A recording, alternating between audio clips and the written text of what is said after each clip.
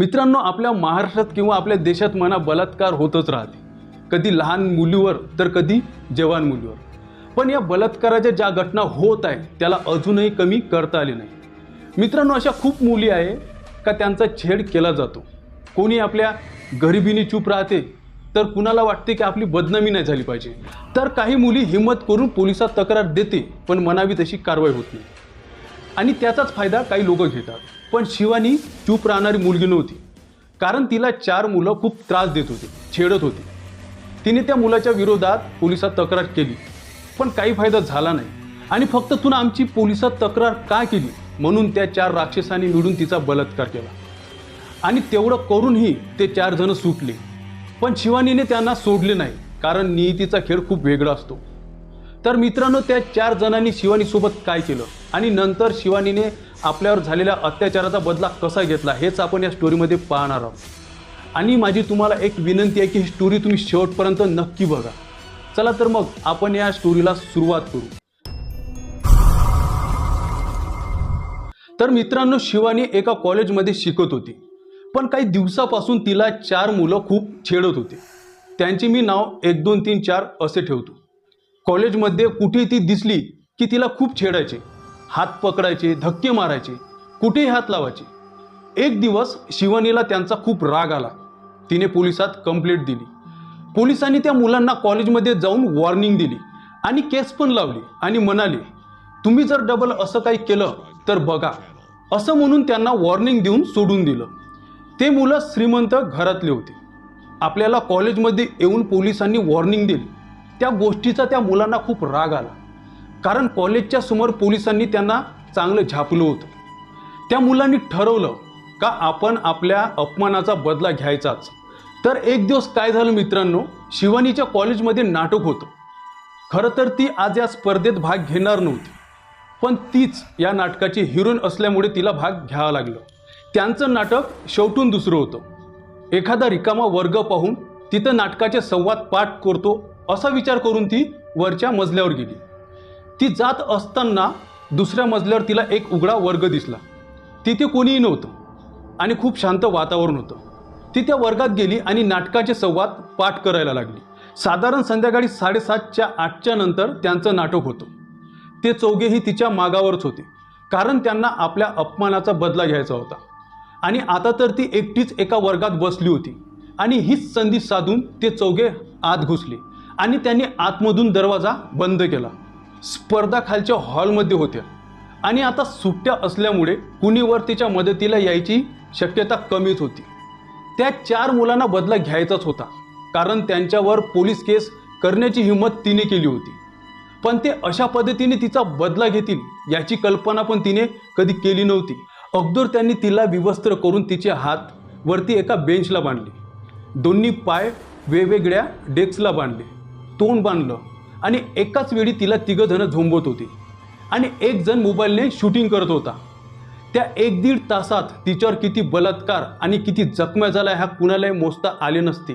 त्या चौघाचं समाधान झाल्यावर ते तिथून निघून गेले. जाताना तिचे बांधलेले हातपाय सोडून तिचे फाटलेले कपडे बरोबर घेऊन गेले. जखमा इतक्या झाल्या होत्या की तडमडून ती बेशुद्ध पडली. रात्री 9-9:30ला ती शुद्धीवर आली. तिची तर आता जगायची इच्छा नाहीशी झाली होती. तिची फक्त एकच इच्छा होती, 5व्या मजल्यावरच्या टेरेसवर जाऊन खाली स्वतःला झोकून द्यायची. तिला उठता येत नव्हतं. ती सरपटत सरपटत वरांड्यात आली. तिला 3 मजले चढून वर जायचे होते. तिला जवळच त्या ठिकाणी तिची ओढणी मिळाली. तिने जमेल तेवढी ती अंगाला गुंडाळली. तिचं पूर्ण शरीर रक्ताने भरलं होतं. तिला 6 जिने चढून टेरेसवर जायला 1 ते 1.5 तास लागला. ती केवळ इच्छाशक्तीच्या बळावर टेरेसवर पोचली. दुसऱ्या दिवशी सकाळी छिन्नविछिन्न अवस्थेत तिचं प्रेत कॉलेजच्या आवारात सापडलं. नेहमीप्रमाणे खळबळ उडाली. टीव्हीवर चर्चा रंगल्या. देशभर मनबत्ती मोर्चे निघाले. त्या चौघांना पोलिसांनी पकडलं. कोर्टात केस गेली. मोबाईलमधला व्हिडिओ पण मिळाला, पण त्या व्हिडिओमध्ये कुठेही MP चा मुलगा नव्हता आणि त्यावेळी तो फॉरेनला होता असं कोर्टात सिद्ध झालं आणि तो सुटला. बाकीच्या 3घांनाही त्या MP ने नावाजलेले वकील दिले. त्यांची केस चालू होती, पण वकिलांच्या कृपेने काही अटी आणि काही लाख रुपयांच्या जामिनावर ते परत समाजात मिसळले आता वर्षानुवर्षे केस चालणार होती, जनता सर्व विसरणार होती. शिवानीचे सामान्य आई वडील कोर्टाच्या तारखांना हजर राहणार होते. दुसऱ्या दिवशी कोर्टाचा निकाल सेलिब्रेट करायला ते बारमध्ये जाऊन दारू पेत बसले. रात्री बार बंद झाल्यावर ते घरी जायला निघाले. 2 नंबर आणि 3 नंबर बाईकने घरी जात होते. रात्री रस्त्यावर कोणीही नव्हतं. रोडचे काही लाईट बंद होते. कुठे कुठे थोडा अंधार होता आणि कोणीतरी रस्त्याच्या मंदात त्यांना बसलेलं दिसलं. त्यांनी लांबूनच हॉर्न वाजवला. तो हॉर्न ऐकून ती उठली. तोपर्यंत ते तिच्या जवळ आले होते. ती हळूहळू त्यांच्याकडे पाहू लागली आणि तिनं मान वर केली. हो, ती रक्तबंबाळ शिवानीच होती. तिला पाहताच ते दोघेही खूप घाबरले आणि फुल स्पीडने बाईक हाणत ते पडून गेले. थोडं पुढे गेल्यावर त्यांना काही अंतरावर रस्ता अडवून बसलेल्या बायका दिसल्या. त्यांनी जवळ जाऊन पाहिलं तर त्यांना आपल्या घरातल्याच बाया आहे असं समजलं. पण त्यांची अवस्था अत्याचार झालेल्या शिवानी सारखी होती. सगळ्या जखमी, रक्तडलेल्या, एक ओढणी गुंडाळलेल्या अवस्थेत होत्या. त्या रडणाऱ्या बाया दुसऱ्या कोणी नसून त्यांच्या बहिणी, आई आणि त्यांच्या गर्लफ्रेंड्स होत्या. त्या उठून पुढे पुढे येऊ लागल्या. ते खूपच घाबरले आणि बाईक रिव्हर्स घेऊन सुसाट पडण्याच्या नादात बाईक डिवायडरवर चढली आणि मोठा ॲक्सिडेंट झाला. ते शुद्धीवर आले तेव्हा हॉस्पिटलमध्ये होते. नंबर 2 बाईक चालवत होता, पण तो हेल्मेट घालून होता म्हणून फक्त डोकं सुरक्षित राहिलं. त्याचा मणका आणि काही हाडं तुटली होती. कमरेच्या खालून तो आयुष्यभरासाठी लुला झाला होता. यापुढे कमरेखालचे अवयव तो कधीच वापरू शकणार नव्हता आणि शिवानी तो जिवंत असेपर्यंत त्याला छळणार होती. नंबर 3 ही खूप जखमी झाला होता. त्याचं डोकं फुटलं होतं आणि तो कोमात गेला. काही दिवसांनी त्याच्या जखमा भरल्या. 2 महिन्यांनी तो शुद्धीवर आला, पण त्याचे डोळे गेले होते. हॉस्पिटलमधून घरी गेल्यावर एक आठवडाही झाला नव्हता आणि त्याला वेड्यांच्या दवाखान्यात भरती करावं लागलं होतं, कारण त्याला बंद डोळ्यात नेहमी तोच प्रसंग दिसत होता. तर मित्रांनो, आता नंबर होता नंबर 4चा. तर एक दिवस नंबर 4 घरी आला. घरचे सगळे झोपून होते. त्यांची झोपमोड नको म्हणून त्यानं हळूच दरवाजा उघडला आणि आपल्या रूममध्ये जाण्यासाठी जिना चढू लागला. तसंच त्याला हॉलमध्ये कुणीतरी आहे असं वाटलं. त्यांनी नीट बघितलं तर त्याला अंधारातही समजलं की ती कोण आहे. धावत धापा टाकत तो त्याच्या बेडरूममध्ये गेला आणि आतमधून दरवाजा लावला आणि त्याने लाईट लावली. तसंच त्याला त्याच्या बेडवर शिवानी हमसून रडत बसलेली दिसली. तो खोलीबाहेर आला तर खाली जिन्यावरून सरपटत तीच वर येत होती. तो जीव घेऊन वरच्या मजल्यावर गेला. तिथे समोरच्या बेडरूममध्ये त्याची वहिनी उभी होती. त्याला थोडा धीर आला, पण आता वहिनीच शिवानी होऊ लागली. पांढऱ्या डोळ्यातून त्याच्याकडे पाहत गरगर मान फिरवत हात पसरून ती पुढे पुढे येऊ लागली. तो टेरिसवर गेला. मागे शिवानी होतीच. टेरिसचा काठ आल्यावर त्याला थांबावंच लागलं, पण ती हसत हसत पुढं येत होती. आता त्याचं डोकं काम करत नव्हतं. घाबरून तो टेरिसवरच्या काठावर चढला आणि शेवटी 3ऱ्या मजल्यावरून तो खाली पडला. खाली अर्धवट बांधकामाच्या उभ्या लोखंडी सलाखी होत्या. तो इतक्या जोरात वरून खाली पडला की त्या सलाखी त्याच्या शरीरात आरपार गेल्या, पण त्याला लवकर मरण आलं नाही. रात्रभर तो तडफडून मेला आणि उरलेले दोघे नंबर 2 आणि नंबर 3 जिवंतपणी मरण भोगत आहे. पण मित्रांनो, 1 नंबर आनंदात होता, कारण त्याला शिवानीने काहीच केलं नव्हतं. तो स्वतःला खरोखरच निर्दोष मानू लागला होता. त्याच्या मित्रांच्या बाबतीत घडलेल्या घटनांनी तो मनातून घाबरला होता. त्याच्या वडिलांनी त्याला दिल्लीच्या घरी राहायला नेले. त्याला तिथे ओळखीच्या एका मोठ्या कंपनीमध्ये नोकरीला लावलं. तो तिथल्या एका डिपार्टमेंटचा मॅनेजर होता. एकूण तो मजेत होता.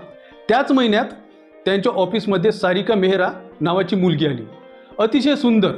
हिंदी, इंग्लिश आणि फ्रेंच भाषा तिला यायच्या. ती फार कुणाशी बोलत नव्हती. स्वतःच्या कारणे ती ऑफिसला यायची. ब्रँडेड कपडे, ब्रँडेड पर्स पाहून ती खूप श्रीमंताची मुलगी आहे आणि टाइमपास म्हणून कामाला येते अशी ऑफिसमध्ये चर्चा होती. नंबर 1 तर हात धुवून तिच्या मागे लागला होता. शेवटी 2 महिन्यांनी ती त्याच्याशी बोलायला लागली. हळूहळू ते प्रेमात पडले. तिने आपल्याला चांगलं म्हणावं आणि सोडून जाऊ नये म्हणून तो सुधारला. तिचे आई वडील काही वर्षापूर्वी कार ॲक्सिडेंटमध्ये वारले होते. आता त्याच्या प्रचंड प्रॉपर्टीची हे एकमेव वारस होती. त्याच्या परिवाराकडून लग्नाला लगेच परवानगी मिळाली, कारण त्यांच्या नालायक मुलाला सारिकाने सुधरवलं होतं. मुंबईत धूमधडाक्यात त्यांचं लग्न झालं. आधी गावाला जाऊन देवदर्शन घेऊन मग ते स्वित्झर्लंडमध्ये हनीमूनला जाणार होते. गावाला पोहोचायला संध्याकाळचे 7 वाजले. त्यांचा जुना मोठा वाडा होता. तिथे एक म्हातारा आणि त्याचा मुलगा आणि सून कामाले होते. ते बाहेर क्वार्टरमध्ये राहायचे. त्या सुनीने मस्त जेवण बनवलं. जेवल्यावर त्यांनी त्या तिघांना सकाळी या असं सांगून पाठवलं. पहिल्या रात्रीसाठी तो अगदी उतावीळ झाला होता, कारण सारिकाने लग्नाआधी त्याला जवळ येऊ दिलं नव्हतं. खरं तर घरच्यांनी आधी देवदर्शन घ्यायला सांगितलं होतं, पण त्याने सारिकाला ते सांगितलं नव्हतं. वरची त्यांची बेडरूम फुलांनी छान सजवली होती. आधी सारिका आंघोळ करायला गेली. आंघोळ करून ती बाथरूममधून बाहेर आली. तिने झरझरीत गाऊन घातला होता. त्यातून दिसणारे तिचं अंग बघून हा कमालीचा उतावीळ झाला, पण सारिकाने त्याला लाडक्या रागाने आंघोळ करायसाठी बाथरूममध्ये ढकललं. कशी तरी भरभर आंघोळ करून तो बाहेर आला, पण खोलीत सारिका नव्हती. त्याने कपडे घातले आणि तिला हाका मारल्या. वरती ती दिसली नाही म्हणून तो खाली गेला. तेवढ्यात त्याला जोरात सारिकाची किंचाळी ऐकू आली. त्याने रूममध्ये जाऊन स्वतःचं पिस्तूल घेतलं आणि धाडधाड जिने उतरवून तो आवाजाच्या दिशेने गेला. सारिका आता मुझे बचाओ, मुझे जाने दो असा गवया करत चिल्लावत होती. त्याने खोलीचं दार एका लाथीने उघडलं आणि अंधुक उजेडात आत पाहिलं तर 4 नराधम सारिकावर तुटून पडले होते. त्याने गोळी मारली, पण ती हवेतच गायब झाली. त्याने खोलीतला लाईट लावला आणि त्याच्या लक्षात आलं, अरे हे तर आपणच 4 मित्र आहोत, ज्यातला एक मेलाय आणि 2 जिवंतपणी मरण भोगत आहे. ते सारिकावर अत्याचार करत होते. ती मदत मागत होती आणि तो काहीच करू शकत नव्हता. त्याला सारिकाची दया येत होती. त्या दिवशी शिवानीचा आपण किती छेड केला हे त्याला आत्ता कळलं होतं आणि बघता बघता ते 4 हवेत गायब झाले. आणि आता सारिकाची हळूहळू शिवानी झाली. हातपाय बांधलेली, विवस्त्र, जखमी, पूर्ण अंग रक्ताने माखलेलं विबळणारी शिवानी त्याच्याकडे बघत होती. पण त्याला तिची बिलकुल भीती वाटली नाही, कारण त्याला स्वतःची लाज वाटत होती. त्याला पश्चाताप झाला होता. शिवानीची मनापासून माफी मागून तो बाहेर आला. सोफ्यावर बसला, कानाजवळ पिस्तूल ठेवली आणि घोडा झाला आणि तसाच तो खाली पडला. आता उरलेले 2 मित्र जोपर्यंत मरत नाही तोपर्यंत शिवानीला मोक्ष मिळणार नव्हती. अजूनही कोणी कॉलेजच्या त्या भागात गेलं तर रडण्याचे, सरपटण्याचे किंवा हेल्प मी, बचाव असा आवाज येतात. तर मित्रांनो, शिवानीने तिच्यावर झालेल्या अत्याचाराचा असा बदला घेतला. तर तुम्हाला ही स्टोरी कशी वाटली मला कमेंट करून नक्की सांगा. आणि तुम्ही जर माझ्या चॅनलवर नवीन असाल तर माझ्या चॅनलला सबस्क्राईब करा. ह्या व्हिडिओला एक लाईक नक्की करायचं. चला तर मग भेटू आपण नवीन अशाच एका हॉरर कथेमध्ये. नमस्कार.